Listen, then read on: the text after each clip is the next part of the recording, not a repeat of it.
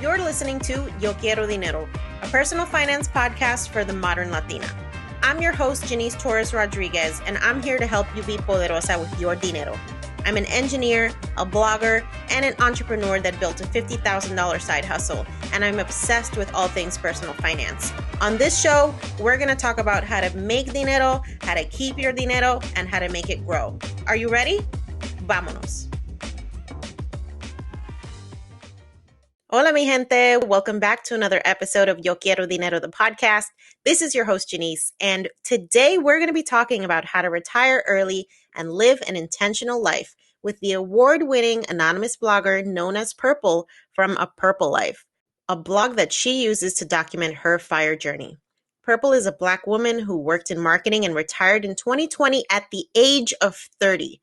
She has an amazing story, and I cannot wait for you guys to hear it.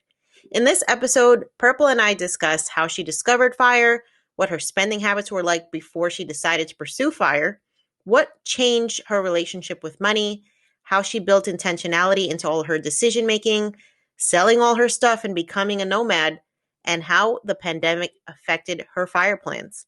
And that's just the tip of the iceberg. I can't wait for you guys to hear this conversation. Because Purple is anonymous, she's really able to give concrete numbers that really help you understand what her journey was like. And I think you'll be really surprised to find out that she wasn't initially sold on the idea of FIRE. So let's hop into this conversation with Purple from A Purple Life. Before we get into today's episode, if you love this podcast and want to see us continue to grow and continue to have an impact, please take a moment to leave us a review on iTunes or on that Purple app on your phone, the Apple Podcast app. That's the best way that you can help us continue to grow. If you're looking for even more community, check us out on social media. You can find us at Yo Quiero Dinero Podcast, wherever you like to hang out, even on TikTok, y'all. And if you want even more personal finance content, head over to our blog at yoquierodineropodcast.com, where you'll find all the episode show notes, personal finance tips, articles, and upcoming events. We have a free wealth building workshop on December 8th. All you have to do to register is head over to our blog, Yo Quiero Dinero Podcast, or hop into our Instagram bio and get your ticket now. Oh my gosh, y'all. So we have the one, the only, A Purple Life on the podcast today. Purple, how are you? I'm wonderful. How are you doing? I am so good, and I'm so excited to talk to you. For people who don't know who you are, why don't you go ahead and introduce yourself? Sure. I'm Purple. I'm the anonymous blogger behind apurplelife.com, and I've been blogging about my journey to retire at 30 for the last 5 years, and I just did it. Oh my gosh, that is so epic, and I want to get into all of that. But before we get started, I have so many questions. First off, congratulations for this monumental accomplishment. Like you just mentioned, you just retired. How many weeks ago was it now? I think it was 3. I'm really losing track of time. I figure that happens when you just are not subject to the same type of routine that is required of someone that's working a 9 to 5, right? Exactly. I really don't know. I usually know which day of the week it is just because I post on Tuesdays, but I don't know the date or like relative. I just checked. It was 20 days ago of this recording that I retired. Mm-hmm. Wow. Amazing. Okay. So my first question to you before we get into your FIRE journey and just the process that you actually took to retire by the age of 30.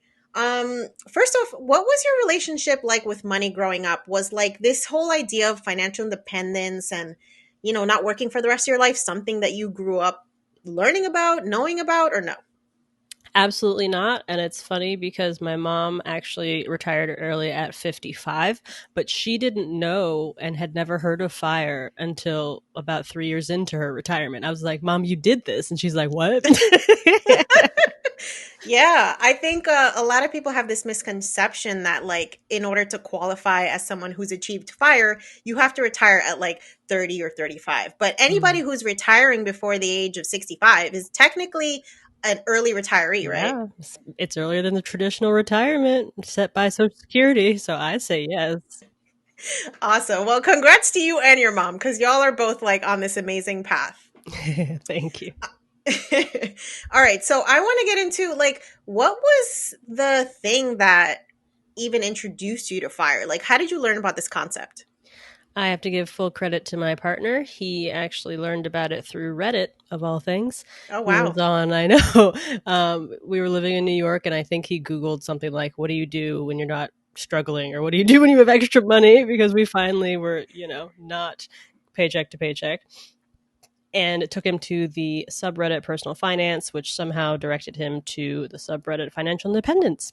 And he shared the idea with me. And then I quickly shut him down and did not at all listen, and then ignored him for 2 years. So that's great. Mm-hmm. You know what? I feel like my husband is you in the sense that I'm still trying to convince him that this is actually possible. And he's just like, look, if that's what you want to do, more power to you. But I don't think he's sold on the idea yet. So how did your partner actually like get you to change your mind? That's the thing. He kind of didn't. He like laid the groundwork and he gave me the information, but he didn't push me. And I think that might have been part of why it ended up working, strangely, because I like he brought it up maybe once every 6 months to like send me an article. This is really cool or whatever. But he wasn't like, so what do you think? You're like, oh, because if he did, like human nature, I might just be like, leave me alone. It's so annoying. Now I'm angry at you and this idea of FIRE. So humans are silly sometimes, but he just kind of like gently prodded me.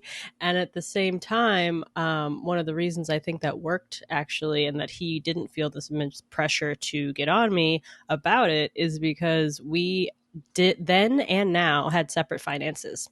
So like he really was saying, this is a cool thing, but you don't have to do it because we have separate finances. Like, I'm doing it. You can do whatever you want. I don't care. I'm just trying to help you out if you're interested.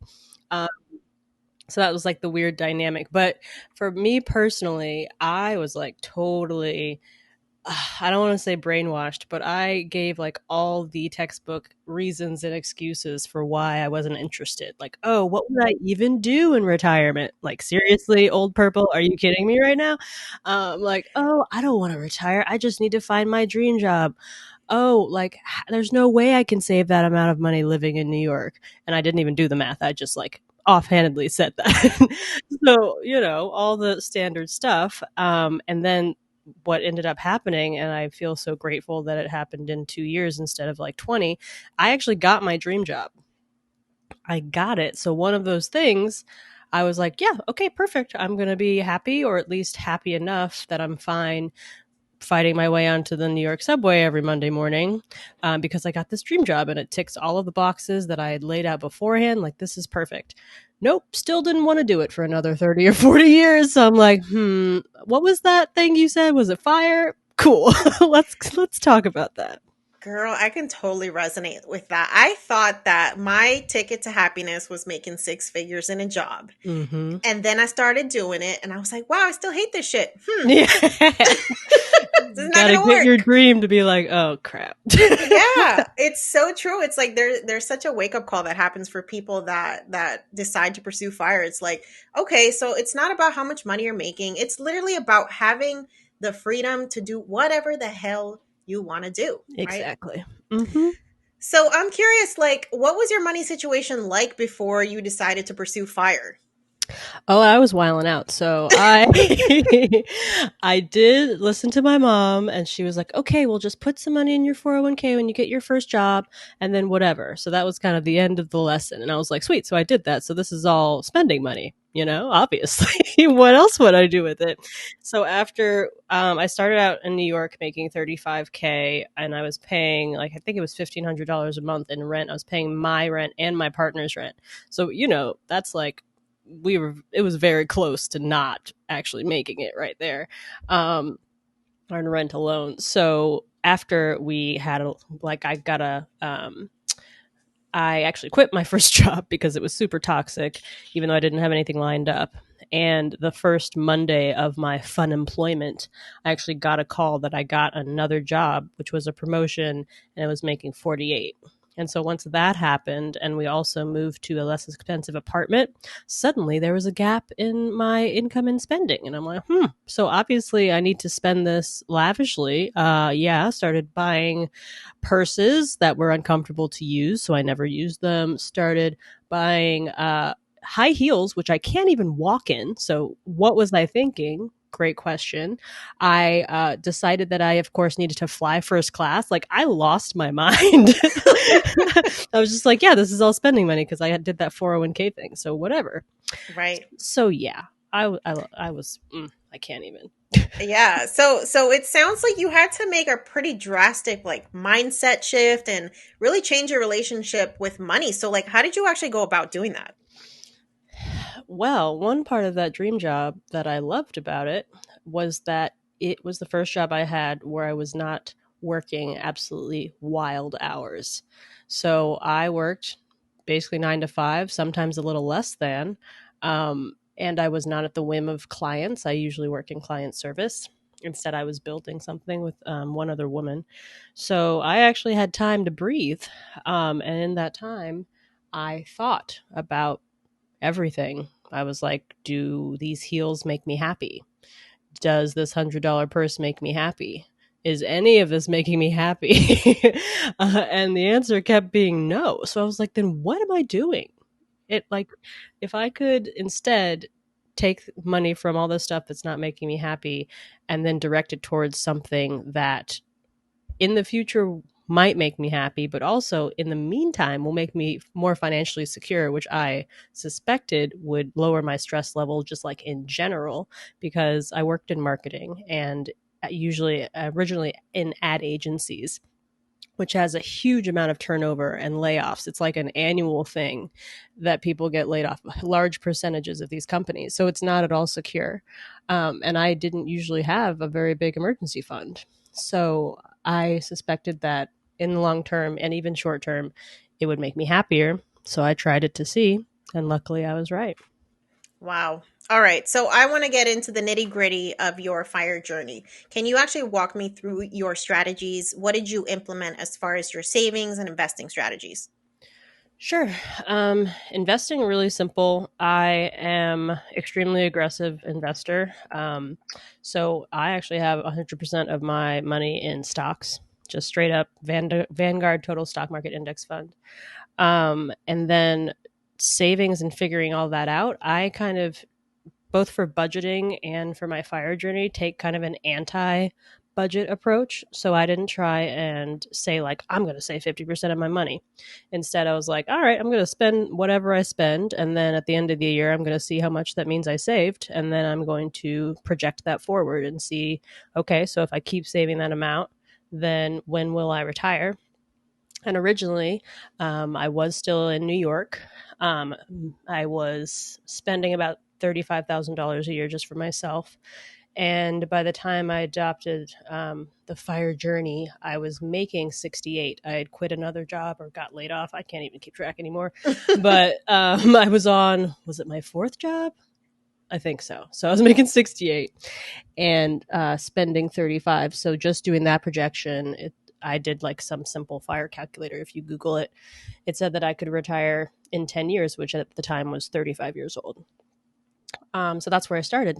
And then slowly we started we started optimizing a few things, including getting out of New York for happiness sake, but also money wise. And doing that, we moved from Manhattan to Seattle. And just that move, like literally just getting an apartment in that different city, even actually a nicer apartment in Seattle, almost cut my spending in half. And I was spending 18K and happier than ever. So doing that, yep. And then obviously I changed jobs when we moved, started making 85. A year later, I was making 103. And right before I left, I think I was making like 115. So with all of that, that cut my original fire timeline of 10 years to about 5.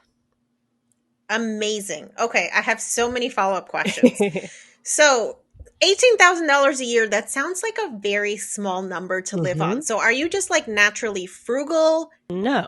Okay. Did I talk about the purses and the heels? Yes, you're right. We did touch on that. So how the hell do you go from that to like $18,000 a year for your expenses? It really was just continuing to think, will this make me happy?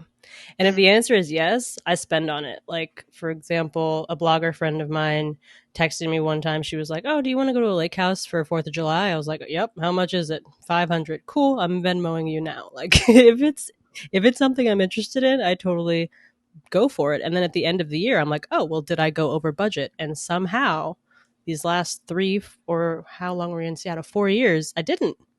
I kept expecting, like, I keep doing whatever I want.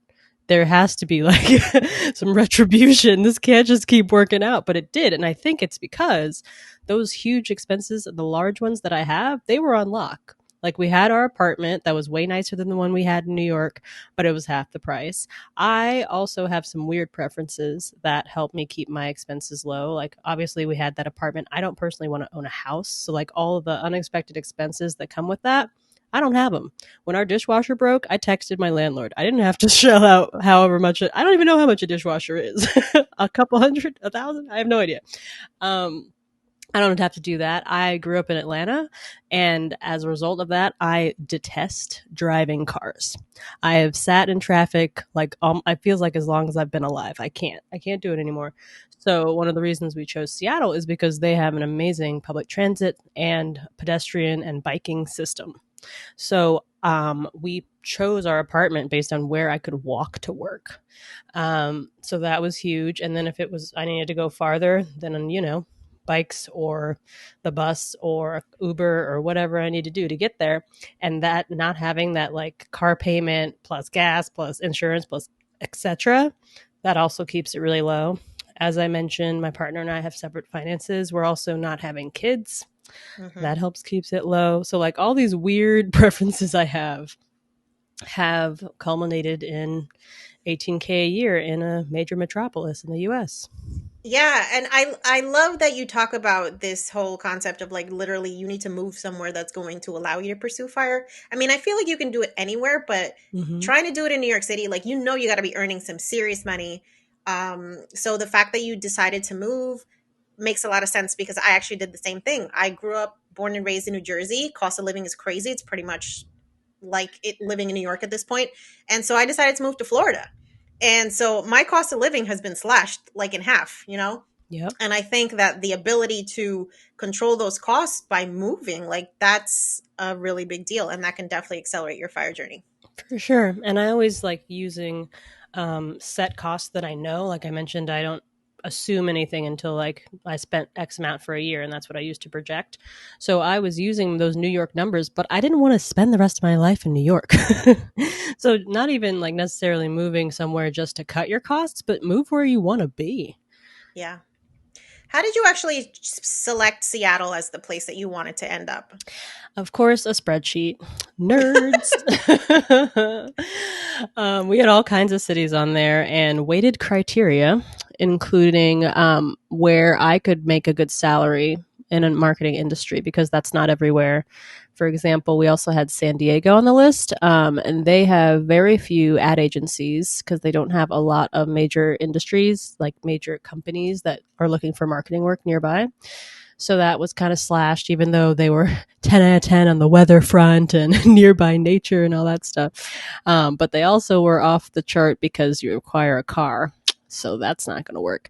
But basically, Seattle had the perfect mix of actually paying Manhattan salaries, which I didn't find, combined with a much lower cost of living. The only other place that I found that really makes Manhattan salaries is San Francisco, and I'm pretty sure they're beating Manhattan for cost of living right now. So Seattle was looking pretty good. Plus, as I mentioned, they have amazing public transit.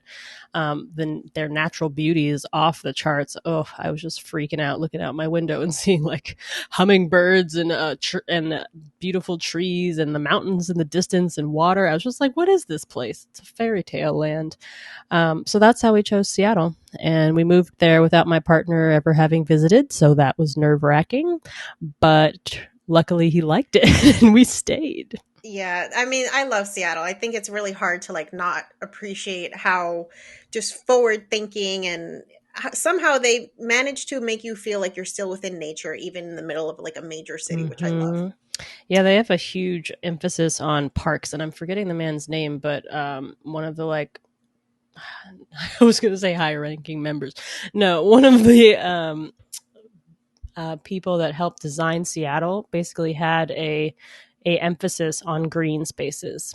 And there's like an entire walking tour I did that showed all the different ways he did that, and just really wanting to feel like you're in nature, even though you're like, oh, also this is a major city. I forgot about Well, that. I love that because I think it touches on something that I don't think a lot of people like place enough value on, which is like your quality of life where you live has a really big impact on like your day to day, on your mindset, on just like your ability to even be in a good place mentally. Like I found that Hmm. for myself too. Living in New Jersey, never felt like I really belonged there. I was just like over the crowdedness and the congestion and whatever. And I was like, I need to live somewhere where there's palm trees and ocean because that's the place that's going to like get me in the mindset that I need to live my best life. Hmm.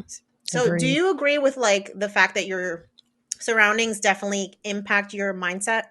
Oh, absolutely. Yeah. New York and I didn't get along. I moved there because that was the only place out of college I could get a job. I graduated college in 2011, but we were still there was still a job shortage. So I applied everywhere. I had been networking specifically to find a job for 2 years, and I got one offer, and it was in New York. So we moved to New York. But yeah, it never fit with me. Like I am obsessed with film, and I was so disappointed the first time I went to New York after having seen how it's depicted in movies.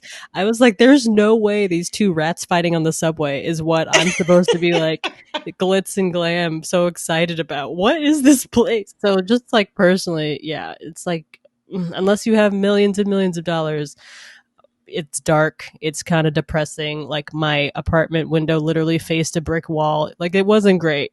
I need natural sunlight. So Yeah. yeah. I can totally see why you made the move. So, along those lines, so you decided to go to Seattle. Did you go without a job or did you secure a job first? Oh no, I went without a job, a place to live, friends, Oh family, you my know. God. It was wild. Yeah, talk me through that. That sounds crazy. Yup. But I mean, I guess we kind of do crazy things every once in a while. Like we just sold everything we owned in Seattle and then moved to Georgia. So, you know, So, you're keep it just not going. afraid of like doing scary shit, Oh which no, I I'm love. terrified, but I do it anyway. Well, that's a really great message. Like, you have to go beyond the fear to start living a life that you can only imagine. Okay, so you leave New York, you're in Seattle, you're pursuing fire. So, I have a question, more Hmm. technical question. Like, can you explain to the audience for people that don't know, like, what is your fire number and like how do you actually calculate that?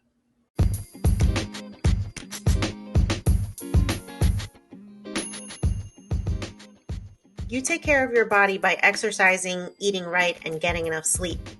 But are you doing the same for your mind? On this podcast, we're always talking about mindset and mental health as the foundation for financial wellness.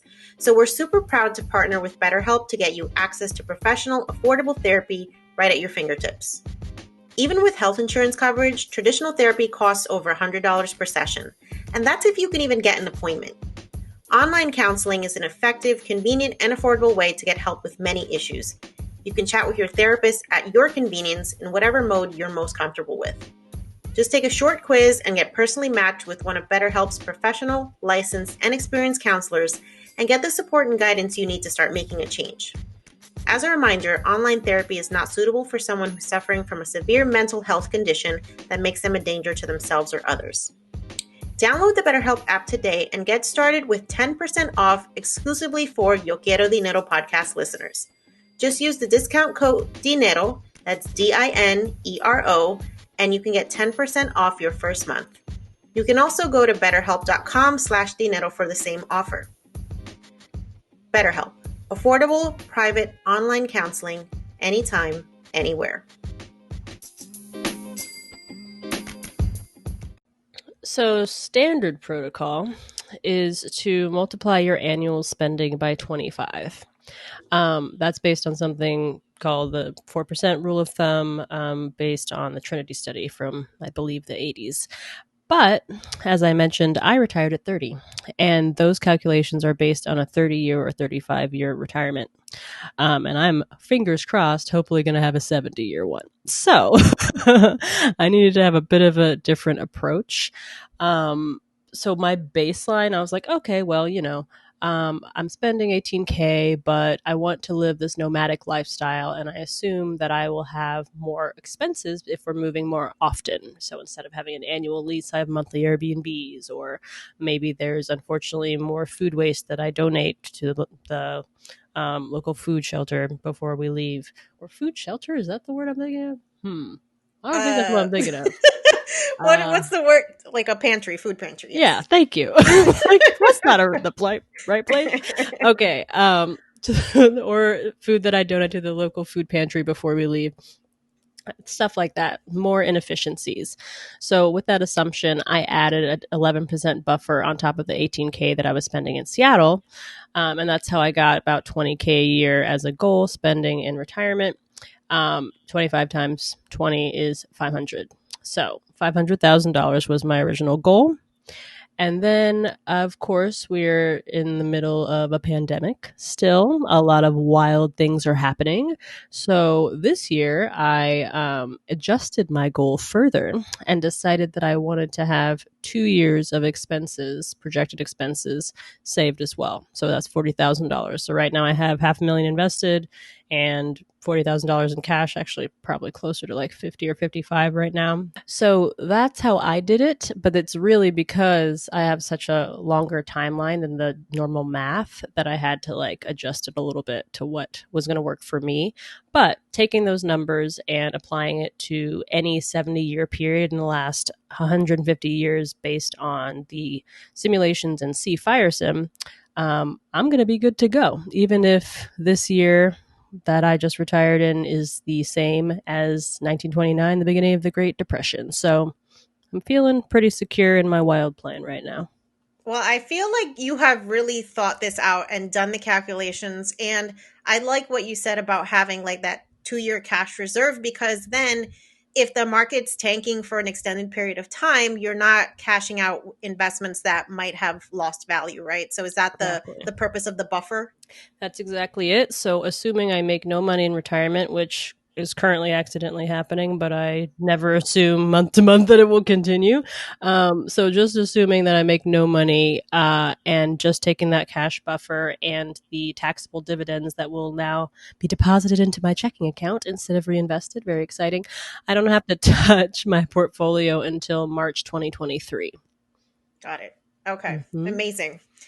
All right. So how did you actually start to prepare to live the FIRE lifestyle while working? Like, did you do some trial runs, like taking a month off and seeing like what your days would look like? Or how did you go about kind of testing it out? I did do a couple of test runs. Sadly, they were not a month because I've never gotten anywhere near that amount of time off.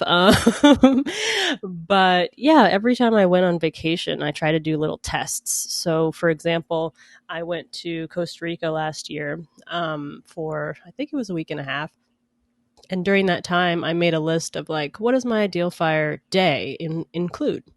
And it included getting up and watching the sunrise if I felt like it, or later watching the sunset, not having my phone be pinging next to me at any moment and like distracting me from what I'm doing, being fully present in what I'm doing, really focusing and enjoying everything throughout the day. So even like the food I'm eating or what we're about to do, or exploring also and investigating things more. For example, if we're about to take a hike in a jungle, what is that jungle? Like where did it come from? What's this weird flower over here? Like investigate and learn about the world around me instead of just kind of be like laser focused as I am in my job, because I want to do a great job, and that kind of takes up my entire brain space.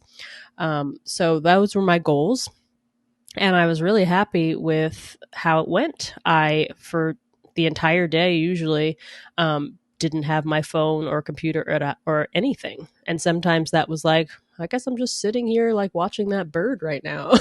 But it was so interesting. It was great. I was just like, wow, is this what it's like to be present in my life, and it just felt so good. So I did those kind of mini experiments, but we didn't actually test being like nomads until 2 months before I quit.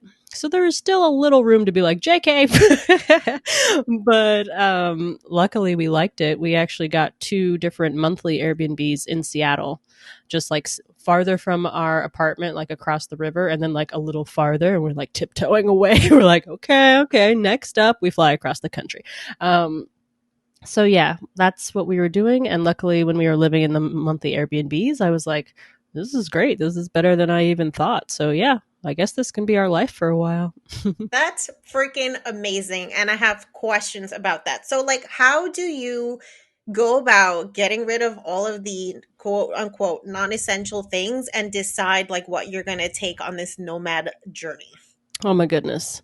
It was it was a nightmare. I thought it would be, but I didn't think we had accumulated that much stuff. But oh, we had, and it was like a little bit on hard mode because we were also trying to get rid of everything during a pandemic. So like my original plan was sell what you can, but if you can't, we're going to rent a truck and just take it to a donation center. Oh, look, all the donation centers are closed. Right. And also, I assume people are wary of used goods during COVID. So I was just like, here we go.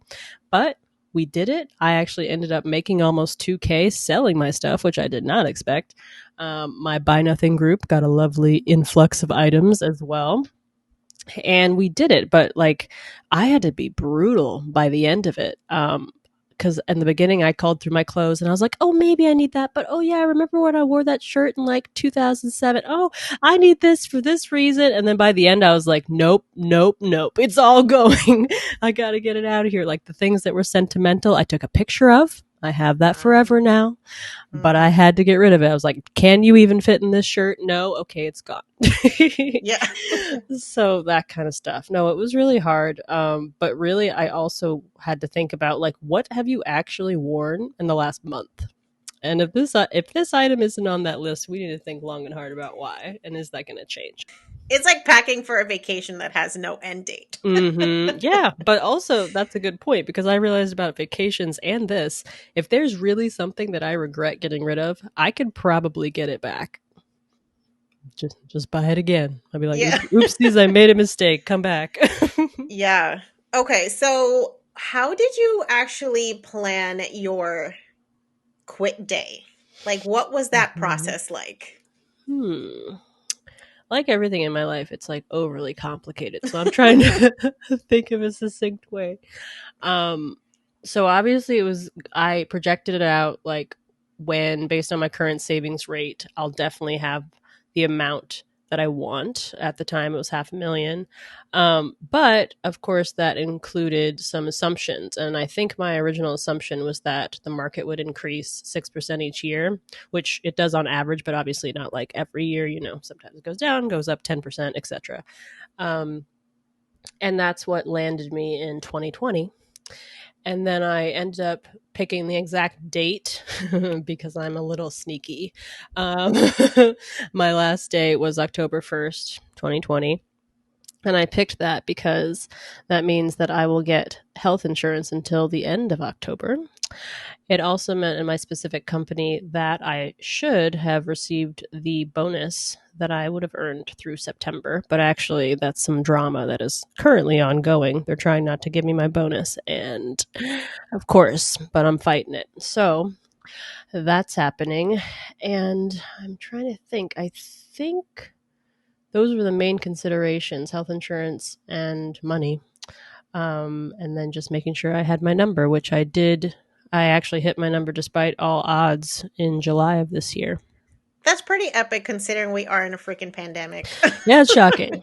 Did not expect it. So when this pandemic was actually first happening, did you have second thoughts like, is 2020 still going to be the year? Or you were just like, no, it's going to happen? I totally had second thoughts if it was the year I retired, because when the market dropped 33% in March and I was looking at $315,000 instead of the $450 I had the week before, I was like, well, that's not great. But But what I decided actually is because my main reason behind even wanting to retire early is to be around the people I love. Depressingly, because I don't know when my life or theirs is going to end. The fact that this was a pandemic, I was like, well, maybe this isn't retirement, but I'm still quitting. I'm still going to be with the people I love because, especially now, we don't know if we have time left and how much time. So yeah, in March, I did the numbers. I was like, okay, so this might not be retirement if the market doesn't recover because I can't save that much difference in like a couple of months. So maybe this is a sabbatical. And as a result of that thinking, I signed up for all of these remote marketing job boards. So I was getting emails every day with like 15 different jobs that I would qualify for that were open. And the number of jobs that were looking for remote marketing positions skyrocketed, not just because everyone was going remote, but because I didn't even think about it. But in this time, everybody's shifting their business strategy. Everybody needs marketing because you have to figure out how to sell. Oh no, you can still come to Uber because here are all the precautions that were coming in, and you're hiring an agency to do that. Everybody is. So you knew you had a backup plan in the event that you were to lose your income source. Exactly. So yeah, when I was assuming that the market wouldn't go back up, I was thinking I'm still going to quit, but I guess this is a sabbatical. And then the market surprised me, and probably a lot of people shot back up. Shortest recession or shortest bear market in history, I think. Mm-hmm. And yeah, I hit my number. I'm retired, and here we go. Unbelievable. Okay, so what has been your favorite part of the fire life so far? I think it's being intentional. Like, I Mm-hmm. don't know of any other community that really emphasizes like figure out what makes you happy. It doesn't you what makes you happy is probably different from what makes anyone else happy. So just like figure out for you. Don't just follow some template. Figure out what it is out and then go do it, even if it costs money. Or figure out how to do it for less. Excuse me. Or figure out how to do it for less. For example, my mom and I absolutely love flying international first class. So we got into travel hacking. Like my mom surpassed my expertise. She could teach a class on it now because we figured out how can we do this? We don't want to pay $20,000 for that ticket. So let's hack it. And then we did. Yeah. Yeah, I love that. And I think it speaks to just the mindset and the your why is actually what keeps you going during this journey, right? Because it's not like you're going to wake up one day and you're going to have $500,000 or Yeah. $1 million or whatever your number is. Like if you're not focusing on what the greater purpose is and what your life is going to look like once you achieve this, I think it's really, really hard to stay on track and stay motivated. So how did Mhm. you actually stay motivated? Like what was your end all be all, this is why I got to do this? It really was just having time with the people I love. Everything else can be replaced. Time can't. So that was it. And that was one of the reasons I actually stopped my job hopping extravaganza Mm, because 4 years before I quit, I got my last job and it was actually a remote position. And it was with one of the best bosses I've ever had who treated me like an adult, who didn't bat an eye when I said, heads up, I'm going to go work from Atlanta to be with my mom for the month of August. See you later. And he's like, all right, whatever.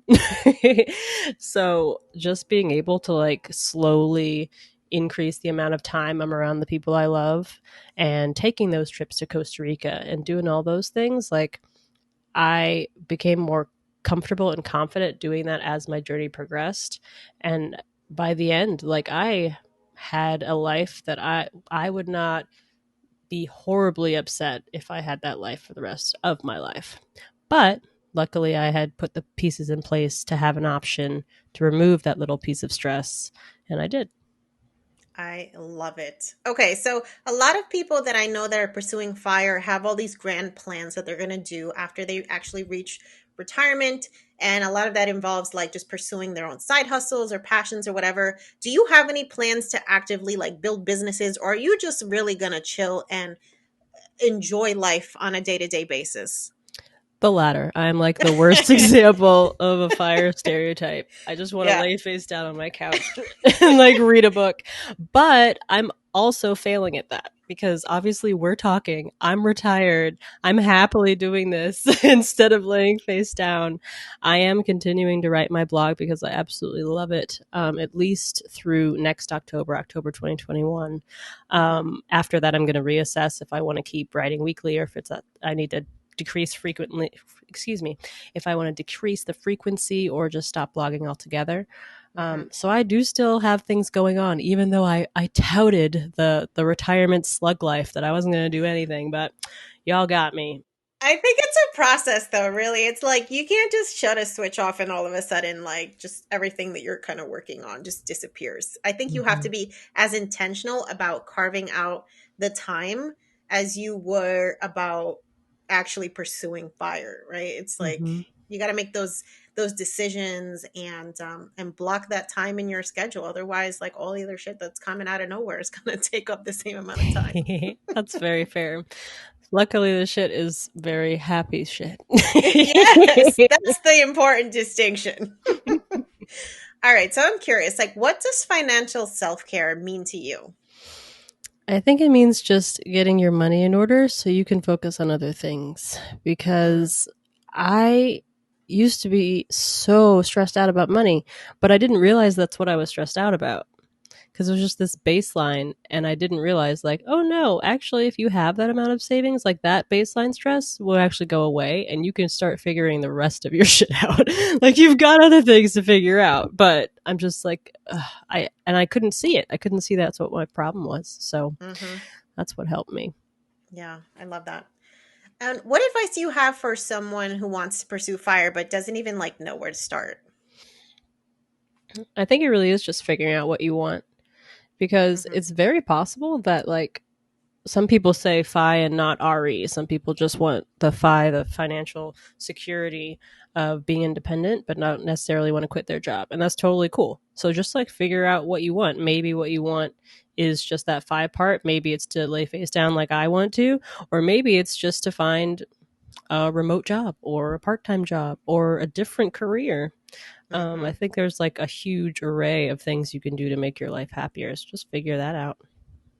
I love that advice. So important to just be more intentional about the life you're living. Like all of this is a choice. Mm-hmm. And I think a lot of people get in this place where they think they have these obligations to stick with a career because they got a degree or because they've been Mm-hmm. doing it for X amount of time or because it's what it's expected of them.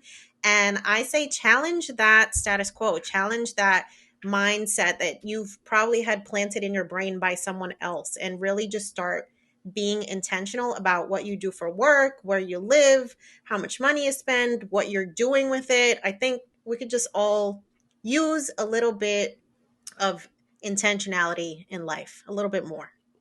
Totally agree. What is your money mantra, Purple? Do I even have one? I really, yeah. I mean, I've been talking about intentionality this whole time, but I think it really is just do what you want. Like, do what Mm. makes you happy, even if it's expensive, or figure out a way to do it cheaper, like I did with travel hacking. There is always a way. Mm-hmm. All right, Purple. This has been an amazing conversation. So, where can we find out more about you and follow your journey into your new fire life? Well, I'll be over at apurplelife.com for the next year until October 2021 at least. That's where I'll be, currently posting weekly. Amazing. I literally love your content. Your goals, you are so inspirational. And I just thank you for sharing your story, for being a presence in this space, because I feel like the more we have women and women of color talking about how financial independence and early retirement is a real thing that we can also achieve, the more of us that are going to start doing it. So I just want to thank you for even putting yourself out there and being in this space. Of course. Oh, I'm so happy to be here. Oh. Thank you so much. Of course. Thank you. Mi gente, did I or did I not tell you that this conversation was going to be fire? Pun intended. Okay, I am obsessed with Purple's content. I've been following her for a very long time as someone in the fire community, and she is goals, y'all. She is someone who many of us look to for guidance, for realness, for the real deal experience that it is to pursue fire. And she has been able to accomplish that even in the middle of a friggin' pandemic, okay? So next time you think that something is too lofty, there's a goal out there that you want to try to achieve, but it just feels out of reach, remember this story, okay? Purple is out here sharing the good, bad, the ugly of her fire journey, and she may not realize it, but she's inspiring many women of color to believe that this is something that we can also pursue.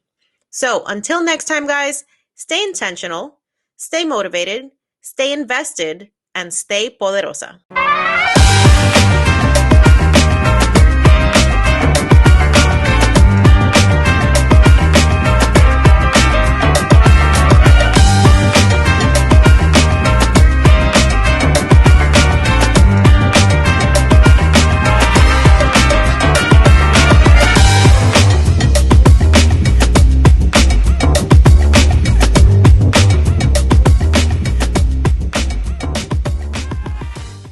On the Yo Quiero Dinero podcast and associated entities, all information provided is for general information purposes only and does not constitute accounting, legal, tax, or other professional advice.